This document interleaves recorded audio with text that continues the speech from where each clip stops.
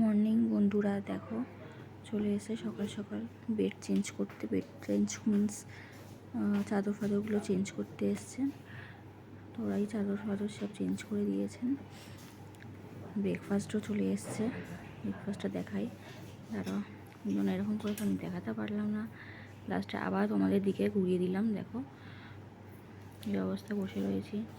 Doctor সকালে আসবেন check আপে, তখন বলতে হবে যে অপারেশনটা যেন তাড়াতাড়ি করিয়ে দেয়। যেহেতু জানোই তোমার ঘরে, আমাদের ঘরে বাচ্চা রয়েছে, ছোটো বাচ্চা। দেখো পাউরুটি, কলার, বাটার, ডিম সিদ্ধ। ডাক্তারও চলে এসছেন, বাবা ব্রেকফাস্টে রেখে দিলাম। ডাক্তার চেক আপে চলে এলো, ওটির জন্য রেডি হয়ে গেলাম। তার কারণ আমি ডাক্তারকে খুব কান্নাকাটি করে বলছিলাম বেবির কথা, ওই জন্য যাতে তাড়াতাড়ি করে দিতে পারেন রিকোয়েস্ট করেছিলাম। তো ওরা আমাদের রিকোয়েস্টটা শুনেছেন, এটাই খুব ধন্যবাদ। এবারে চলো ওটির জন্য রেডি, ওটি কমপ্লিট করে দেখা হচ্ছে।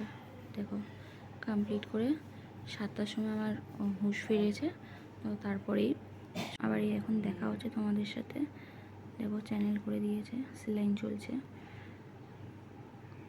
আমার তো খুবই যন্ত্রণা করছে, হাত ফাত ভারী হয়ে গেছে। হাত ওই হালকা করে তুলতে পারছি, ভারী হয়ে গেছে, প্রচণ্ড পরিমাণে ভারী লাগছে, ব্যথা করছে, অসহ্য যন্ত্রণাও করছে, সেরকম একটা ব্যথাও করছে। দেখা যাক। আমার শাশুড়ি মাও রয়েছেন, কালকে রাত্রে ছিলেন অপারেশনের পরে। দেখো ঠাকুরকে ডাকছি তাড়াতাড়ি সেরে যায়। দেখো টাটা টাটা বলে আবার তোমাদেরকে দেখাচ্ছি। দেখো আমার শাশুড়ি মা ছিলেন কালকে রাত্রে, উনি কালকে রাত্রিবেলা খাওয়া দাওয়া খাইয়ে দিয়েছিলেন। উনি বলছে কী হচ্ছে, এটা কি? এটা না এমনি ভিডিও হচ্ছে। দেখো চলো টাটা, নেক্সট ব্লগে দেখা হচ্ছে।